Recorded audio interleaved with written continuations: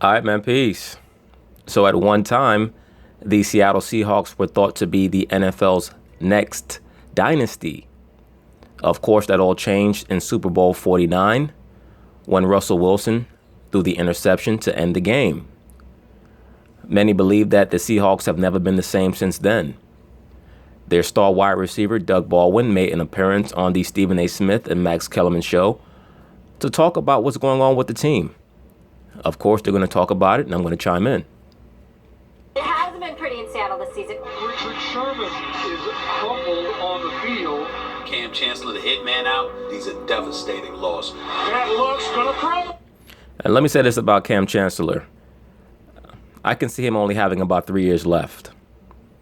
His style of play is very, very collision-oriented. You would expect that with him being a strong safety. But him especially, he's already suffering from a multitude of injuries that are only going to get more debilitating as he gets older. Players like him and Earl Thomas, secondary players who like to get involved in tackling, especially big running backs and tight ends, you're going to see those injuries start to pile up, especially as they get around 30. I believe that their secondary, most of those players, Richard Sherman, Kam Chancellor, Earl Thomas, they're all around that 28, 29 area. If I were Seattle, I would consider trading them now, while there's a possibility that you can still get something in return. Toilolo wide open. Touchdown Atlanta against Earl Thomas and then spikes it right on top of it. Bortles fires deep down the middle of the field. Got a receiver out there. Heelan Cole. Touchdown. Gurley in the flat. Gurley at the 10. Gurley goes in. His fourth touchdown of the day. And the Rams are only going to get better next year. Earl Thomas apparently wants out. Richard Sherman's complaining about the fans, and they're on the outside looking into the playoff picture. The reason why Earl Thomas wants out is because that locker room is a cesspool. I told you, brothers, during the season, early on in the season, that Seattle was not going anywhere because they had too many woke dudes on the team. You cannot have all that chaos in your locker room. All a woke dude is an overly emotional so-called pro-black or so-called Afrocentric dude who does not know up from down and has no plan. So what he'll spend the majority of his time doing is emoting and wanting everyone to feel sorry for him and to give him a hug. And you cannot have that in an NFL locker room and be a successful team. You know, Pete Carroll catches a lot of flack for giving too much leeway to his players. But many of these NFL coaches were pretty much at the mercy of the agent of chaos known as Colin Kaepernick and the Marxist movement that he inspired across the NFL.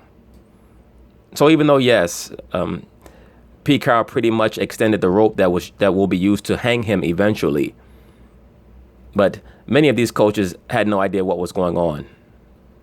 But I told you, brothers, from the start what it was all about. And I also told you that there was not going to be any real resolution. And when there was an attempt at a resolution by Malcolm Jenkins, as usual, as I could predict, the woke Negroes on the internet and in the NFL got upset because they're not solution oriented. The only solution that they really want is that hug. Clearly something brewing, and it is coming to a head. It was a trying year for the Seahawks in 2017, and after reaching the postseason for the last 5 seasons, Seattle, as you just heard, on the outside looking in. Joining us now, though, to talk about the state of Seattle football, their Pro Bowl receiver, Doug Baldwin, with us. Doug, good morning. Thanks for joining us. Yeah, good morning, Molly. So let's start with the firing of your offensive coordinator, Darrell Bevell. You've defended Bevell, saying he's not the problem. So, Doug, what is the problem with this offense? No more beast mode. That's the problem. In addition to that, Russell Wilson's contract has made it prohibitive for them to improve their offensive line. They pretty much started to take a serious downturn once Russell Wilson got the maximum. You know, and this really is a reflection on the poor job that the NFL Players Association has done in negotiating with the owners. That salary cap is just way too hard of a cap. They have to soften up that cap and allow them to at least be able to resign players that they drafted. I think that there should be some incentive for players who are drafted by an organization to be able to sign back with the organization that drafted them, especially when you have a team that is young and has a great future like the Seattle Seahawks had around 2012, 2013. This team should have won at least 3 Super Bowls, at least 3. Had the NFL had the same economic framework that they had back in the 80s. It's basically impossible to have a dynasty now. And I know that people might prefer the parity and the haphazard nature of the NFL now, where you pretty much know that there are going to be about 2 or 3 teams that made the playoffs last year that are going to finish at the bottom of their division, and they're going to be replaced by surprise teams. Of course, this year you have New Orleans and the Rams and a couple other teams that came out of nowhere. And of course, you have taken out of the mix the Cowboys and the Seahawks. But I do think that there is a certain nobility in having teams that build through the draft and ascend to a high level and have to be taken down. That's what happened in the 80s with the 49ers. That's what happened in the 90s with the Dallas Cowboys. New England has been able to transcend the economic restrictions by having a quarterback in a Tom Brady who's played the good soldier.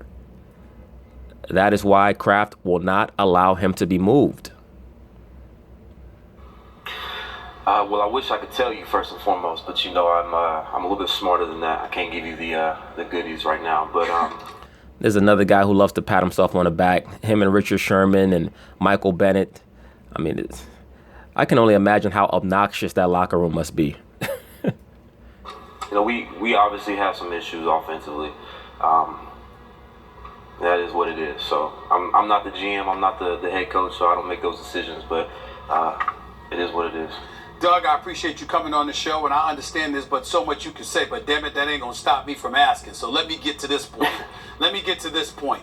I don't believe, and I've been told by certain people, you guys haven't been the same since that Super Bowl loss.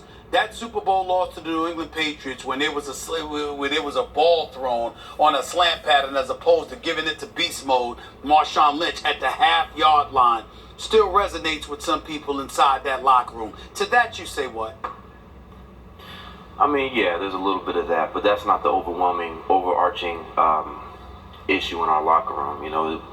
We've gotten past that. Obviously. No, you guys haven't. You guys have not gotten past that. You'll never get past that. You guys no longer have the respect and the reverence for Pete Carroll that you once had. I'll never forget that game.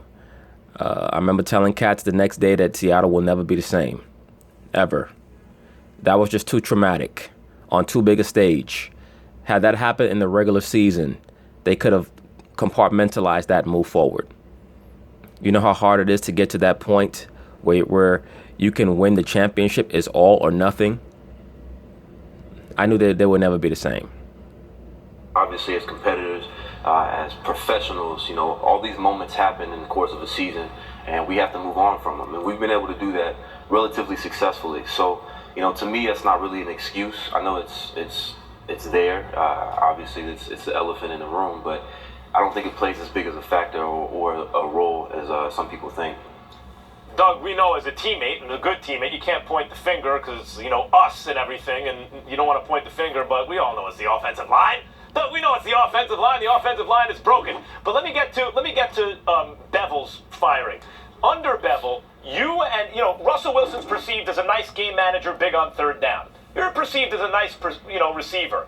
And under him, you guys emerge through opportunity as, oh, look at that. That's an elite quarterback, and that's an elite receiver. That's a Pro Bowl caliber receiver. So you must have some feelings now about the fact that that guy is gone. What are your feelings, one? And two, is that emergence an issue of development of you and Russell Wilson, or is it simply an issue of opportunity, or is it some combination of both? It's a combination of both. Obviously, there's a lot of factors that go into it, and I'm not going to speak specifically about those guys' jobs, but what I will say is that Darrell Bevell and Tom Cable, they were great human beings in the time that I got to know them. They were great people. Really enjoyed my time with them, and got to know them as human beings, as men. And they really helped me, myself, and Russell Wilson, obviously, in our development. So there's part of that as well. You take a third down quarterback who a lot in the media, or a third round quarterback who a lot in the media said was too short to play the position. A receiver who they said was too short to play the position, undrafted at that. and we went out there and we played some spectacular football for a stretch. So, I give a Look at Russell Wilson's stats. Almost 4,000 yards, 34 touchdowns, 11 interceptions. It's a guy with no running game and no offensive line. Russell Wilson, by the time he ends his career, will probably challenge Drew Brees as possibly the greatest overachiever in sports history. Talking about a guy who's Russell Wilson's probably, they list him at 5'11", so he's probably about 5'10". They list Drew at 6 feet, so he's probably more like 5'11". The things that Russell Wilson has done in the NFL, nobody really saw coming. And he's a phenomenal, phenomenal player. Not just rolling out to the left or the right, not just scrambling, but even throwing from the pocket. And you're talking about a guy who has not had an offense catered towards him other than picking up Jimmy Graham. What have they done for him? Now, part of that is his fault because his contract is so prohibitive. But this is a player in Russell Wilson who puts up superstar numbers and has never had a superstar wide receiver brought in for him. Now, he's made this brother right here a second-tier great receiver. But other than that, Russell Wilson is pretty much a self-made man in a self-made offense. I give a lot of credit to Darrell Bevell and Tom Cable for their work, the development of the players that they had that was available to them. They did an extraordinary job, and I do think as Bevell was our offensive coordinator, we broke every record that the Seahawks had offensively. So, there's a lot to be said for that. Well, that's not really saying much. You guys play in an offensive era. It's not that big a deal to break Dave Craig's records or Matt Hasselbeck. It's not like you guys had a history of winning a bunch of championships. You certainly proved a lot of people wrong. I want to talk about the defense, though. Obviously, you guys dealt with a lot of injuries, but I found this really concerning. So after you beat Dallas, Earl Thomas goes to the Cowboys and says, "Come get me." What's your reaction to that as a teammate of his? Well, before he answers, let me answer. My reaction when I saw that is that Earl Thomas is a man who's desperately trying to get out of a toxic environment, a very pretentious environment with a lot of players who are more concerned with the notoriety that they can get from race mongering and race baiting than playing actual football. That's what I saw from that. What I saw when Earl Thomas went up to the Dallas Cowboys head coach was a person who was tired of the bickering back and forth, the excessive freedom that was granted in the locker room by Pete Carroll. Pete Carroll has to understand that as a coach, he is supposed to be a judge as well. He's supposed to dictate what goes on in the locker room. Something like a teacher who allows the students to throw spitballs and papers across the room and curse and carry on. When there's no order, the students who actually want to learn are going to want to go to a different classroom. And Earl Thomas strikes me as a person who wants to play football, number one, and not be caught up in the Me Too movement and the Black Lives Matter movement and all these other Marxist, socialist bullshit movements that are really just meant to promote female superiority and lesbian superiority. Quite candidly, at the very first or the onset of hearing what had happened, I was a little disturbed, a little questioning what the process was. So I had a personal conversation with Earl and we talked it out. And I think it's a very simple concept. The man grew up in Texas. Dallas was his favorite team growing up.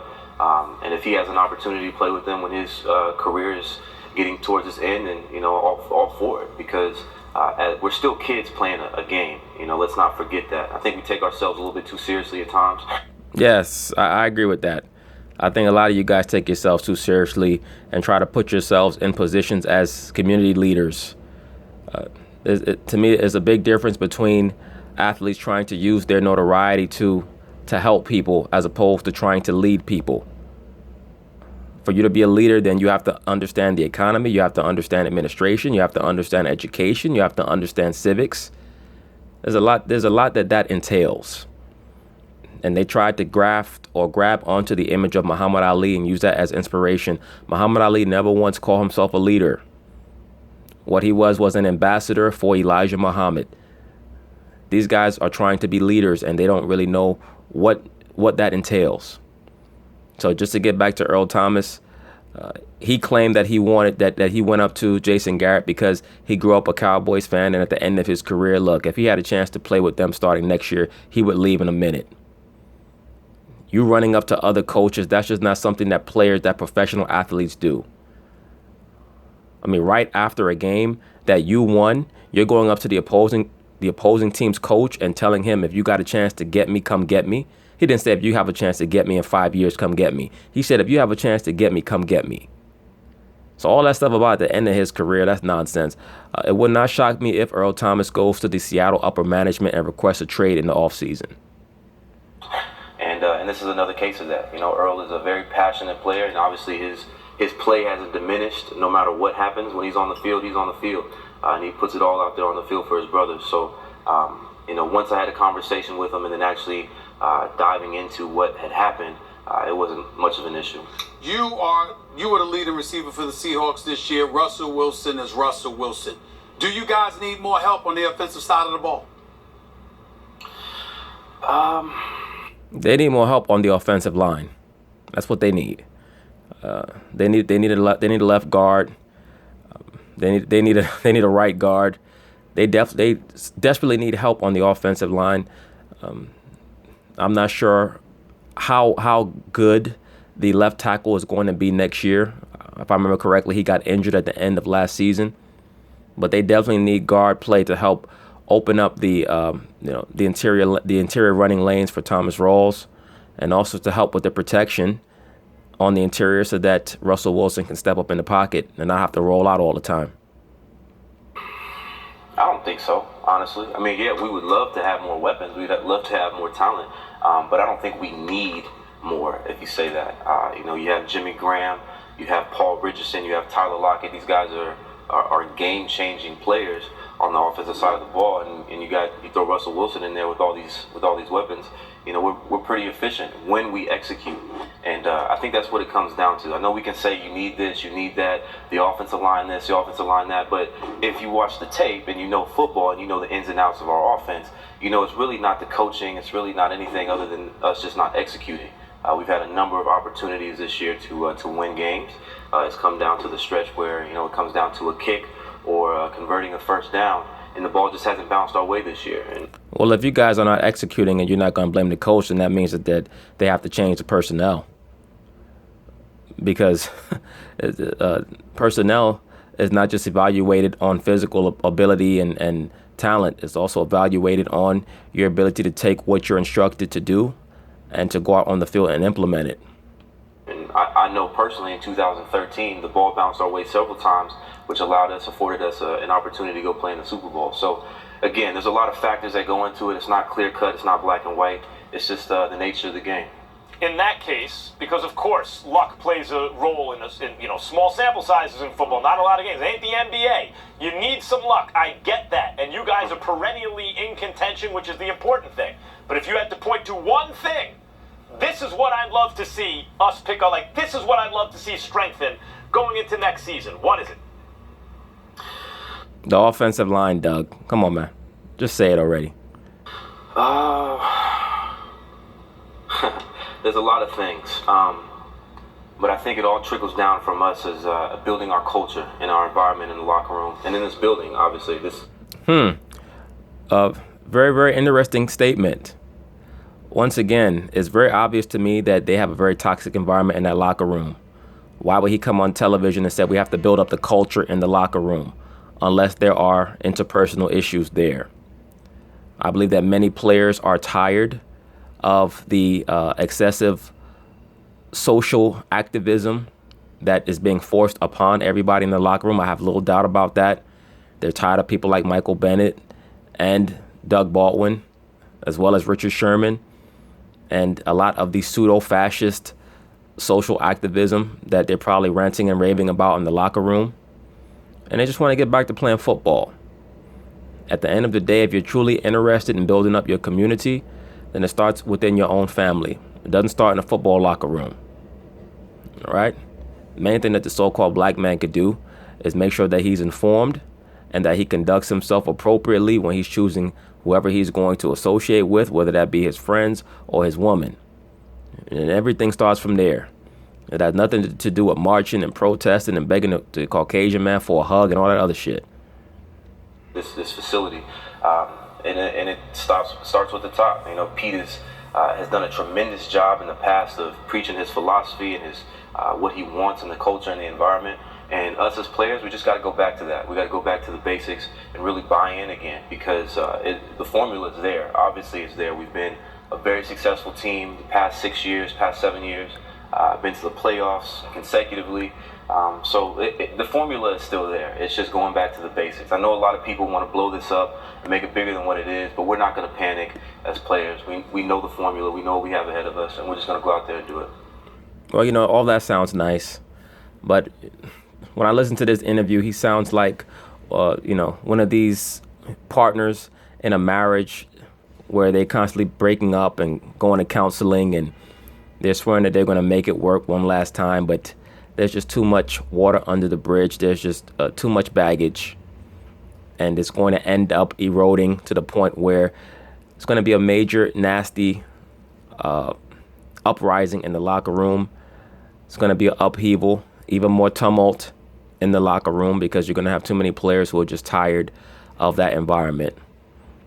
And Pete Carroll has failed to implement any form of order, and it's going to show. A lot of talent on your squad for sure, and definitely dealt with a lot of injuries this year. So looking forward to seeing you all back there healthy next season. Doug, we so appreciate you and the time. Of course. Thanks for having me. Congrats, Bob. Doug Baldwin, very, very good wide receiver. I remember when he had that little spat with Chris Carter and the other little spat with Deion Sanders. He's definitely very scrappy, and he's an intelligent brother. Don't get me wrong. People who listen to this video might think that I'm getting on him. There's nothing personal with any of these brothers. A lot of them are very intelligent. They just, in my view, have their mind on the wrong thing when it comes to societal issues, but it is what it is. To me, the proof is in the pudding in regards to what's going on in their locker room. You do not have a world-class safety like Earl Thomas running to the opposing team's coach, begging him to come take him off of the current team that he's on, unless the environment on the current team that he's on is something that he can no longer tolerate. But anyway, peace.